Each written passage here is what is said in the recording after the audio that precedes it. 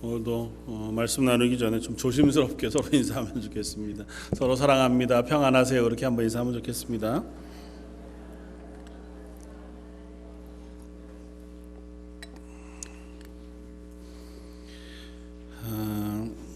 기대라고 하는 찬양을 부르는 가수가 있습니다.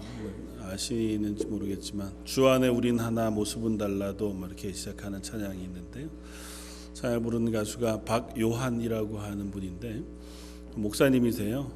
그런데 최근에 그분이 새로운 앨범을 이제 내면서 요한의 고백이라고 하는 앨범을 내면서 몇몇 곳에서 이제 간증하고 그런 것들이 나왔는데요.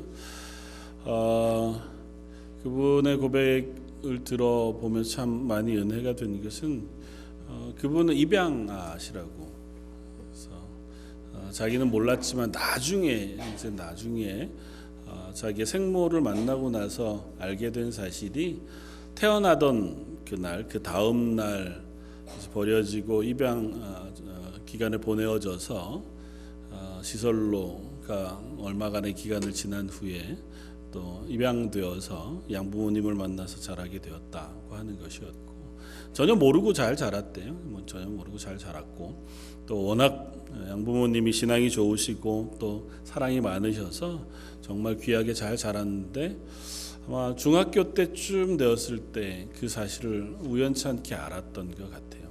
모를 수 없겠죠. 그러면서 너무 심각한 좌절과 배신감을 느꼈다는 겁니다. 그래서 버림받은 사람이구나 나는 그런 마음 하나 하고 또 하나는 온 식구들이 날 다 알고 있었을 텐데 나 혼자 모르고 속였구나 고 하는 어린 마음의 상처. 그러니까 그렇게 사랑해 주는 게 변하지 않았는데도 불구하고 여전히 부모님들 보거나 또 다른 사람들 보는 게 막 화가 나더라는 거죠. 그럴 수 있겠다 생각이 됩니다. 그래서 그때 굉장히 자기로서는 심각한 좌절 또 엇나가는 행동들을 하면서 어머니의 마음을 많이 속을 썩여 드렸다고. 중학생으로 생각할 수 없었던 아주 그런 일들까지 스스로 생각하고 행동하고 이렇게 했었던 시간을 보냈다고 하면서 그 시간을 지나올 수 있었던 유일한 힘이 어머니의 기도였다고 고백을 하더라고요. 그러면서 어머님이 양 어머님이시죠. 어머님이 미용실을 하셨는데 아마 크지 않은 미용실에서 아마 많이 봉사하고 전도하고 하기 위해서 그런 미용실을 하셨다고. 근데 새벽에 일어나면 아무도 없는 미용실 한쪽 구석에 가셔서 기도하셨다는 거예요. 그러면서 그 새벽에 기도하시는 소리가 자기에게 늘 들리더라는 거죠. 자다가 보면 소리가 들리고 또 이게 하루도 쉬지 않고 그 기도를 하시는데 꽤 긴 시간 기도를 하는 그 기도를 눈물로 울부짖으면서 하는 기도가 단 한 순간도 한 마디도 당신을 위해서거나 가정을 위해서거나 혹은 미용실을 위해서거나 다른 기도가 없고 다 자기를 위한 기도를 하시더래요. 그래서 저 자식을 좀 살려주십시오. 원래 모습처럼 회복시켜 주십시오. 이렇게 이제 눈물로 기도하는 기도를 계속 쉬지 않고 하시던 그 소리를 이제 새벽마다 들으니까 한편으로 화가 나고 한편으로 속상한 거예요. 자기도 자기 감정을 어쩔 수 없는 것이기도 하거니와 저렇게 기도하는 얘기를 듣는 것 그게 마냥 편하지만은 않더라는 거죠. 근데 결국은 그 어머니의 기도가 자기를 돌아서게 하는 힘이 되었고 어느 틈엔가 마음을 녹이게 되어지고 저토록 나를 위해서 기도하시는 분이 있는데 어떻게 내가 또 다른 길을 갈 수 있겠나. 그렇게 해서 감사하게도 회복이 되어져 이제 사역자의 길을 걷게 되었다 그렇게 고백합니다. 그런데도 어머님이 일찍 하나님 부르셨대요. 그래서 당신이 사역을 시작하기도 전에 불러가셔서 하나님이 부르시기 전에 어머님이 늘 당신에게 그런 얘기를 했대요. 내가 하나님께 기도하기를 너 하나님께서 귀하게 써주시는 사람 되었으면 좋겠다.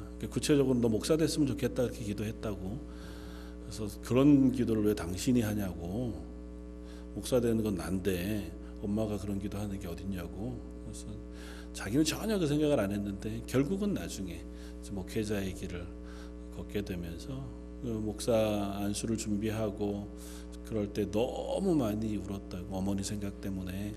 결국은 어머니의 기도가 하나님께서 그 어머니의 기도를 외면치 않으시는구나, 그런 고백을 하면서 이제는 하나님께서 자기를 귀한 일에 써주실 것이라고 믿는다. 그러면서 이제 물론 목회 일을 하고 여전히 찬양의 일을 하지만 입양기관, 또 미혼모들, 또 시설에 있는 친구들을 위해서 자기가 할 수 있는 일들을 하기 위해서 수고하고 그 일들을 하고 있다고 고백하더라고요. 그러면서 내가 그 아픔을 알고 그 힘겨움을 아니까 그들을 만나면 너무 미안하대요. 나는 그래도 사랑하는 부모님들이 나를 이렇게까지 잘 키워주고 위해서 기도해 줬는데 그런 기회를 가진 친구들이 많지 않다는 거죠. 그 친구들을 보면 자기는 늘 빚진 마음이 든대요. 그러니까 바울이 그랬던 것처럼. 그래서 그 빚진 마음 때문에 어쩔 수 없이 그들에게 가서 내가 할 수 있는 조그만 역할들을 하고, 또 하나님께서 이런 일로 나를 세우시기 위하여 또 이 일을 맡기셨나 보다, 그렇게 고백하는 고백을 듣습니다. 어머니들의 눈물의 기도를 하나님 결코 외면치 않으신다 하는 고백들을 우리가 늘 듣습니다. 그 고백이 저와 여러분들의 고백이 또 되기를 바랍니다. 하나님께서 저와 여러분들을 어머니로 아버지로 분명히 세우셨고 이 땅 가운데서 그 역할들을 맡기신 줄 압니다. 하나님께서 그 역할을 맡기실 때에 우리와 하여금 기도하는 역할을 맡기신 줄 알아요. 하나님께서 우리를 그 자리에 세우셔서 하나님께서 우리의 자녀들을 위하여 기도하게 하셨을 뿐만 아니라 그 자녀들뿐 아니라 이 세상을 위하여 기도하는 어머니 아버지로의 역할을 맡기신 줄 알아서 저희 런던 제1장로교회가 그와 같은 역할들을 잘 감당하는 하나님의 사람들이었으면 좋겠고, 그런 역할을 감당하면서 하나님의 응답을 경험하고 하나님의 은혜를 경험하는 저와 여러분들이 되기를 주님의 이름으로 부탁을 드립니다. 오늘 말씀을 보면서 몇 가지를 나누었으면 좋겠다 생각합니다. 첫 번째는 우리 모두 자녀들을 위해 기도하는 부모가 되었으면 좋겠다 하는 것입니다. 먼저는 육신의 자녀들, 제일 가깝게는 우리에게 허락하신 자녀들을 위해서 기도할 수 있는 저와 여러분들이었으면 좋겠습니다. 자녀들을 위해서라면 우리가 뭐라도 아낄 수 있겠어요? 아끼지 않고 뭐라도 해주고 싶은 것이 특별히 어머니의 마음이죠. 그리고 그 중에서 가장 귀한 것을 줄 수 있다면 다른 무엇보다 자녀를 위하여 드려주는 기도일 것이라고 믿습니다. 자녀들에게 다른 무엇도 해줄 수 있다면 그 자녀에게 가장 좋은 것을 허락해 주실 수 있는 하나님께 중보하면서 기도하고 하나님의 은혜를 구하는 것이야말로 하나님 부모된 우리에게 맡기신 가장 귀한 사명이자 또 복된 자리인 줄 믿습니다. 예수님께서 십자가에 달리시기 위하여 잡히시고 가시던 그 길가에서 많은 여인들이 예수님을 바라보면서 울었습니다. 그 일을 인해서 슬퍼하고 아파하면서 예수님이 그들을 바라보시면서 말씀하시기를 예루살렘의 딸들아 나를 위하여 울지 말고 너희와 너희 자녀를 위해서 울어라, 그렇게 말씀합니다. 물론 자녀들이 곧 또 그 사람들이 곧 만나게 되어질 고난 때문이기도 했겠죠. 그러니까 예수님이 그들 가운데 더 이상 함께 있으시지 아니하고 로마에 의해서 멸망당하고 혹은 고통당하게 될 그 사건 때문에라도 너희가 너의 자녀를 위하여 기도하라 말씀하셨겠지만 조금 더 넓게는 하나님께서 우리에게 맡기신 이들을 위하여 기도할 것을 하나님께서 부탁하시는 것인 줄 압니다. 예수님이야 우리를 위하여 십자가를 지고 가시는 그 길을 당신의 뜻대로 가시는 것이에요. 그러니까 우리가 그것 때문에 슬퍼하고 아파할 이유는 많지 않습니다. 물론 죄송하기도 하고 감사하기도 하죠. 그러나 우리에게 맡겨진 사람들이 있다는 거죠. 우리의 자녀들을 위해서 너희가 슬퍼하며 혹은 위하여 기도하며 그들을 위하여 서 있기를 하나님께서 부탁하고 계시다는 것입니다. 저와 여러분들에게는 자녀를 위해 기도할 책임이 있습니다. 분명히 하나님께서 우리를 부모로 삼으신 것은 우리의 자녀들을 위하여 기도하게 하셨다는 것을 우리가 기억해야 합니다. 육신의 자녀뿐만 아니라 우리가 교회로 모였을 때에 하나님 우리들에게 자녀들을 허락하십니다. 저 어린 영합으로 주일학교 또 우리 EM까지 하나님께서 우리에게 맡기신 자녀들이 있습니다. 그들을 하나님께서 우리의 자녀로 붙여주셔서 우리로 하여금 그들을 위하여 기도하게 하신 줄 압니다. 여전히 그들을 위하여 기도하시는 줄 알지만 다시 한번 우리가 시간을 내고 정해서 하나님 이 캐나다 땅에서 자라간 우리의 자녀들이 믿음의 정체성을 잃지 않고 또 이곳에서 흔들리지 않고 말씀 위에 잘 서서 하나님의 사람으로 서게 해 주십시오. 그들이 만나게 되는 환경들이 또 저희가 살아오던 시간과 다른 때를 만나고 그런 상황을 지나가야 할 수도 있을 것 같아요. 그게 물리적으로 막 몸에 힘든 것은 아닐지 몰라도 그들이 직장을 구하고 생활해 나아가는 동안 숱한 세상의 도전들이 있을 것이고 또 이건 문화가 그들을 도전해오는 일들이 있을 텐데 하나님 그 가운데 중심을 잃지 않고 하나님 앞에서 믿음으로 잘 서 있을 수 있도록 은혜 베풀어 주십시오. 우리가 자녀들을 위하여 기도하는 것이 필요한 줄 압니다. 그리고 그것은 꼭 자녀들만을 위해서 기도하는 것이 도움이 되는 것은 아닐 것입니다. 자녀를 위하여 기도할 때에 기도하는 우리에게도 하나님의 은혜가 부어지는 줄 압니다. 왜냐하면 우리가 자녀들을 위해서 눈물 뿌려 기도하고 간절히 기도할 때에 자녀들을 위해서 기도하지만 우리의 삶은 내 마음대로 살 수 없기 때문에 그래요. 생각해 보면 내 마음대로 일주일 막 살다가 또 내 생각대로 내 욕심대로 살다가 자녀를 위해서 기도하는 자리에 딱 무릎 꿇고 앉아서 하나님 이 자식을 살려주십시오. 하나님 고쳐주십시오. 사랑해 주십시오. 기도하면 내 삶하고 기도가 딱 분리될 수 있나요? 보통은 그렇지 않잖아요. 옛날 어른들 하나님 알지 못하시던 분들도 자녀들 위해서 정한수 떠놓고 기도할 때 보면 추운 겨울에도 목욕제기하고 하얀 옷 입고 정갈하게 몸을 깨끗이 한 다음에 깨끗한 정한수 떠놓고 그 저녁에 나아가서 빌잖아요. 그러니까 내가 좀 정결하게 내가 정성을 다하는 마음 그것이 있어야 이 비는 게 하나님 자기가 비는 그 존재에게 좀 효험이 있겠다 생각하는 게 사람들의 마음이었다면 하물며 하나님 앞에 선 우리들이 물론 하나님이 우리의 그런 정성을 보시는 것 그것보다 우리의 믿음의 고백을 들으시죠. 그러나 우리는 어쨌든 그 하나님 앞에 설 때에 나 스스로를 돌아보지 않을 수 없거든요.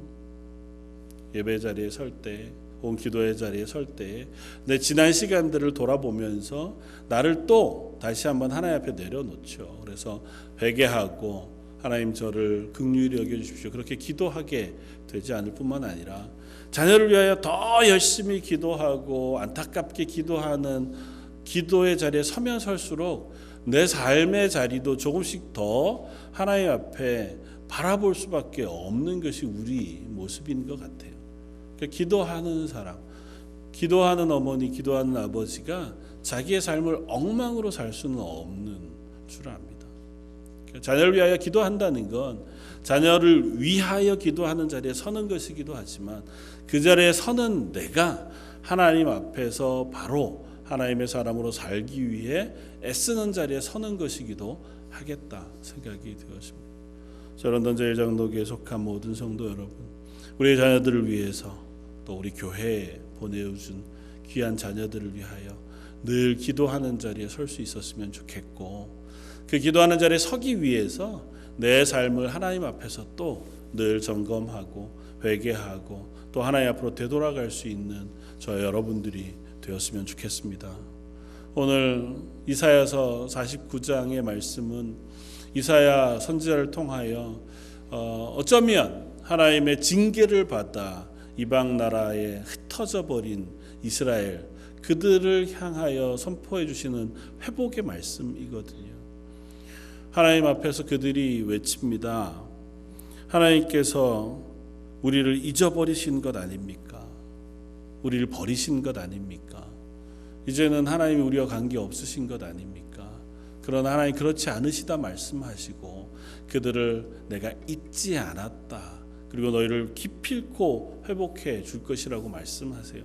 그러면서 하나님은 그 하나님을 기억하도록 이 말씀을 미리 주세요. 이사야 선지자를 통해서 이 말씀을 주신 것은 아직 이스라엘이 바벨론에 멸망하기 전이에요. 그러니까 아직은 이스라엘이 멸망하지 않았지만 하나님은 그 멸망의 때를 미리 선언하시고 그 멸망의 때에서 회복하실 것도 미리 말씀하세요.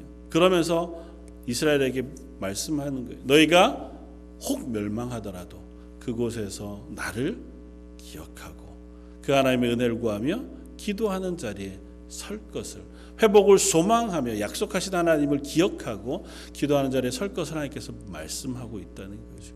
하나님을 기억하는 사람들은 그 하나님 앞에 설 수 있고 하나님 앞에 서는 사람들은 하나님께서 회복해 주실 것이라고 약속해 주고 있으시다는 것입니다. 두 번째는 그 하나님이 우리의 아버지가 되신다는 것입니다.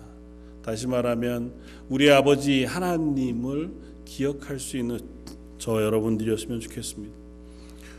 우리가 자녀들을 위해서 애끓는 마음으로 기도한다면, 자녀의 삶을 관심 가지고 있다면, 하물며 하나님은, 우리의 아버지가 되시는 하나님은 우리의 삶에 왜 관심이 없으시겠어요? 그 하나님이 나의 하나님이시라는 사실을 우리가 잊지 않기를 원합니다. 탕자를 기다리시는 아버지처럼 우리가 여전히 죄악 가운데 있을 때 하나님 없이 살아가는 때라도 우리를 기다리시는 분이 하나님이시라고 성경은 말씀하세요. 그 하나님이 우리의 아버지가 되셔서 우리를 위하여 기다리고 계시고 되돌아오기를 요청하시며 때로는 찾아오시고 우리를 하나님의 것으로 삼으시기를 기뻐하시는 하나님이시다. 그 사실이 저와 여러분들에게 늘 위로와 힘이 되어지기를 원합니다. 오늘 이사야 선지자를 통해서 하나님 말씀하십니다. 15절에 여인이 어찌 그 젖먹는 자식을 잊겠으며 자기 태에서 난 아들을 긍휼히 여기지 않겠느냐.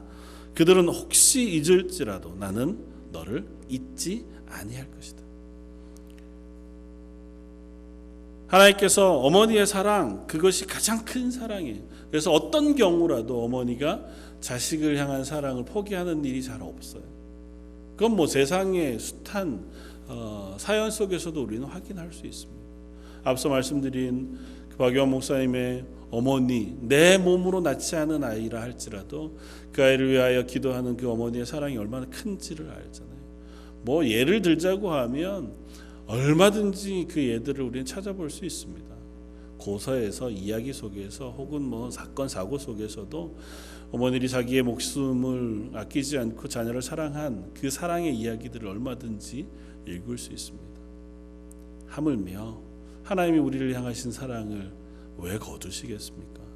하나님 우리의 하나님이 되시고 우리를 잊지 않으신다고 약속하셨다면 그 하나님이 세상에 가장 사랑스러운 어머니보다 더 풍성한 사랑으로 우리를 품고 계신 줄 믿습니다.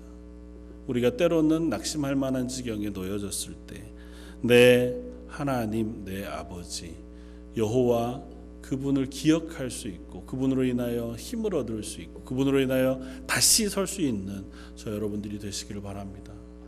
특별히 시편 기자, 또 특별히 다윗의 고백 가운데 다윗은 늘 자기의 고난의 순간, 힘겨움의 순간에 하나님을 향하여 찬양하고 기도하면서 이렇게 부르잖아요. 나의 힘이 되신 여호와여, 내 곤란 중에 나를 건져주신 하나님, 나의 산성이 되시고 나의 방패가 되신 하나님. 다윗이 때로는 자기를 괴롭히고 자기를 죽이려고 자기에게 달려드는 숱한 위협, 그것들을 지나가면서도 내가 두려워하지 아니할 것은 하나님께서 나를 붙드심이라고 고백하잖아요. 그 하나님이 저와 여러분들의 하나님이신 줄 믿습니다.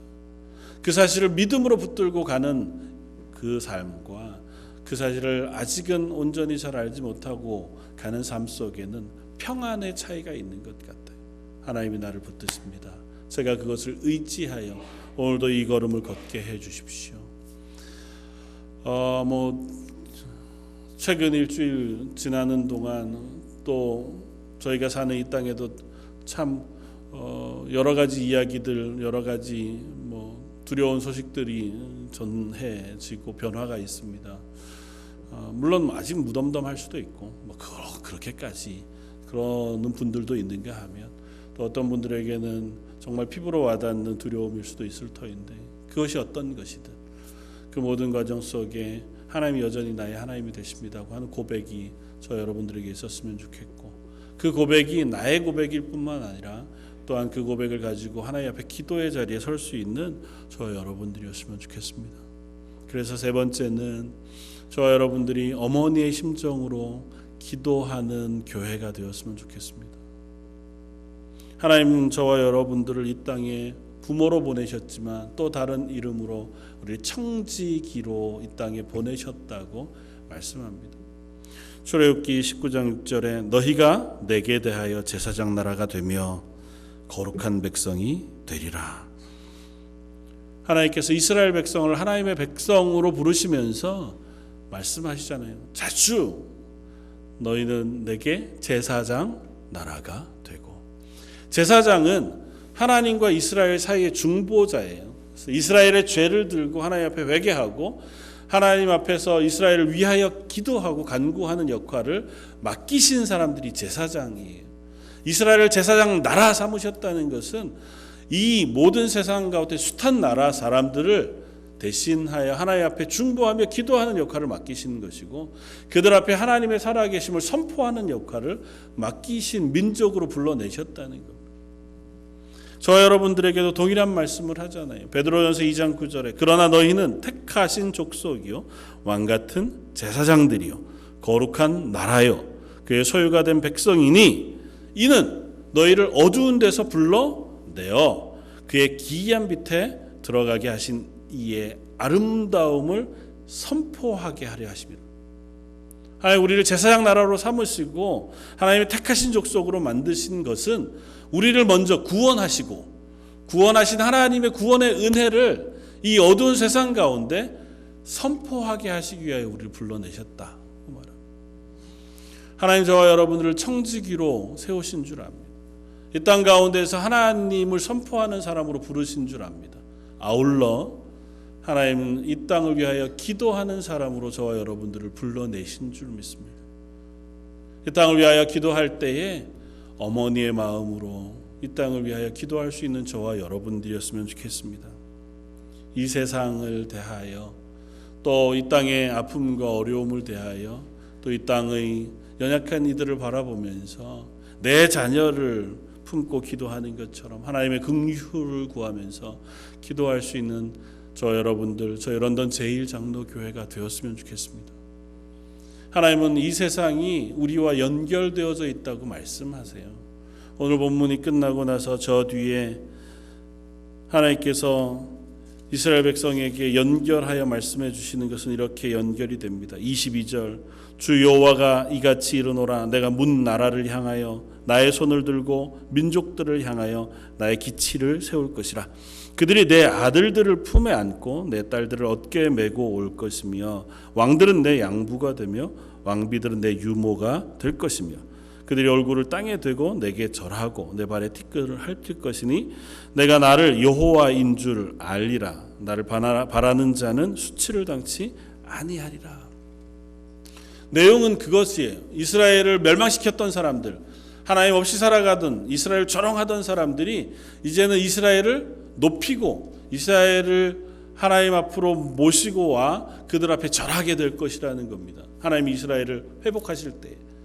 그러나 조금 더 확장해서 보면 이 이방 나라들과 이스라엘이 결코 전혀 연결 없이 분리되어져 살아가는 세상이 아니라는 사실을 말씀해줘요.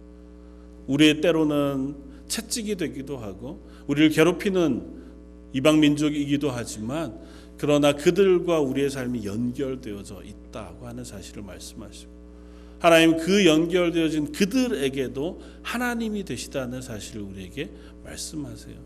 그래서 때로는 그들이 우리에게 괴롭히는 사람이 되어질지 몰라도 또 다른 한편으로는 그들을 우리에게 맡기셔서 그들에게 하나님의 복음을 증거하고 하나님의 사랑을 나누는 그와 같은 사람으로 저와 여러분들을 세우셨다고 하는 사실도 성경 분명히 이야기합니다. 이번 시기를 지나가면서 저희가 살아가는 이 땅을 위하여 혹은 우리와 연결되어져 있는 삶들을 위하여 기도할 수 있는 저와 여러분이었으면 좋겠습니다. 우리가 참 그와 같은 마음, 그러니까 공감 혹은 동감해서 위하여 기도하기가 참 어려운 존재들이지만 세상에 참 많은 사람들이 죽어가고 고통스러워가는 현실 속에서 그들을 품어 안고 우리가 시간을 내어서 기도하면서 하나님의 긍휼하심을 구하는 자리에 설 수 있는 저와 여러분들이었으면 좋겠다 생각이 되었습니다. 마지막으로 그럴 때에 하나님은 우리의 기도를 들으신다고 약속하셨습니다. 하나님 우리의 기도를 들으시는 하나님이신 줄 압니다. 앞서 말씀드렸던 것처럼 자녀를 위하여 눈물로 기도하는 어머니의 기도가 한 번도 하나님이 외면하신 적이 없는 것처럼 하나님을 향하여 두 팔 들고 기도하는 기도들을 하나님 외면치 않으시는 줄 믿습니다. 우리가 하나님의 교회 가운데 모여서 혹은 가정에서 혹은 내 삶의 자리에서 하나님을 향하여 기도할 때 하나님 우리의 기도를 들으시는 줄 압니다. 여인이 혹 젖먹이 아이를 잃어버린다 할지라도 하나님 우리를 잊지 않으시겠다고 약속하신 것은 하나님 우리를 향하여 두신 그 두 눈을 거두시지 않겠다는 것이고 우리가 하나님 앞에 신음하며 기도하는 기도를 결코 외면치 않으시겠다는 것이고 우리가 하나님 앞에 통회하며 기도하는 그 모든 기도를 들어 응답하시겠다 말씀하시는 것인 줄 믿습니다. 우리가 언젠가도 나눈 말씀이지만 솔로몬이 하나님 앞에 성전을 봉헌하면서 이 성전을 통하여 하나님이 우리의 기도를 들어주시기를 구하며 기도한 내용 우리가 잘 압니다. 열왕기상 8장 37절 만일 이 땅에 기근이나 전염병이 있거나 곡식이 시들거나 깐부기가 나거나 메뚜기나 황충이 나거나 적국이 와서 성읍을 에워싸거나 무슨 재앙이나 무슨 질병이 있든지 막론하고 한 사람이나 혹 주의 온 백성 이스라엘이 다 각각 자기의 마음의 재앙을 깨닫고 이 성전을 향하여 손을 펴고 무슨 기도나 무슨 간구를 하거든 주는 계신 곳 하늘에서 들으시고 사시옵소서. 솔로몬의 기도를 하나님 들으셨습니다. 받으셨습니다. 하나님께서 그 성전에서 기도하는 기도를 들으시고 그들을 용서하시고 또 그들에게 응답하시겠다고 말씀하셨고 이후에 이스라엘의 역사 가운데 하나님 그 응답의 실체들을 보게 해 주셨습니다. 지금도 여전히 하나님 동일하신 줄 압니다. 우리의 각자 한 사람을 성전으로 불러내시고 각자 선자리에서 드리는 기도를 하나님께서 받으시는 줄 압니다. 살아계신 하나님이 나의 하나님이신 줄 알고 그 하나님이 여전히 온 세상의 주권자이자 우리의 기도를 들으시는 하나님이신 줄 알아서 드리는 기도라면 하나님 저와 여러분들의 기도를 들으실 줄 믿습니다. 어떤 방식으로 어떤 상황 속에 어떻게 응답하실런지는 우리가 다 알 수 없습니다. 때로는 그 시간이 또 하나님이 작정하신 방법과 때가 달라 저희들이 그것으로 인하여 또 낙심할 수 있는지는 모르지만 분명한 것은 성경이 누차 우리들에게 말씀하고 있는 것은 하나님이 우리의 기도를 들으신다는 것입니다. 하나님 우리의 예배를 받으신다는 것이고 우리를 그 자리에 세우시기를 원하신다는 것이고 우리가 하나님 앞에 서는 것을 하나님 기뻐하신다는 것입니다. 예배의 자리에서 기도의 자리에서 각자 삶의 자리에서 우리가 어머니의 마음을 가지고 아버지의 마음을 품고 내 아버지 되신 하나님 앞에 우리의 자녀들을 위하여 우리 주변에 또 사랑하는 이들을 위하여 또 알지 못하지만 이 땅과 고통당하고 있는 이 세상에 많은 이들을 위하여 기도할 때 하나님 우리의 기도를 들으시고 그들을 고치실 뿐 아니라 저 여러분들의 삶 가운데도 은혜 베풀어 주실 줄 믿습니다. 이번 한 주 기도하는 한 주가 되면 좋겠고 그 기도를 통해서 평안 누릴 뿐만 아니라 하나님의 은혜를 경험하는 저와 여러분들 되시기를 주님의 이름으로 축원을 드립니다. 한번 같이 기도하겠습니다. 감사와 찬양을 받으시기에 합당하신 주님, 저희로 하여금 하나님의 자녀라 칭해 주시고 하나님을 향하여 예배하는 자리에 불러주시니 감사합니다. 저희가 참으로 연약하고 어리석은 사람들이지만 그 삶의 모든 것들을 내려놓고 이 시간 주님 앞에 서서 하나님의 은혜를 구하며 찬양과 기도와 예배를 올려드릴 때에 하나님 저희의 마음을 받아주시고 저희를 고쳐주시고 저희를 하나님의 은혜로 채워주옵소서. 아울러 저희가 하나님 아버지의 마음을 품고 우리의 자녀들을 위하여 이 세상을 위하여 기도할 때에 하나님 그 기도도 들어 응답해 주셔서 아버지 하나님이 살아계시다는 것과 하나님 우리의 기도를 들으시는 하나님이신 것을 매일 체험하는 하나님의 귀한 사람들 되게 하여 주옵소서. 이 예배를 또한 저희의 기도를 들으시는 하나님 앞에 감사와 찬양을 올려드리오며 모든 말씀 예수님 이름으로 기도드립니다. 아멘. 찬송가 543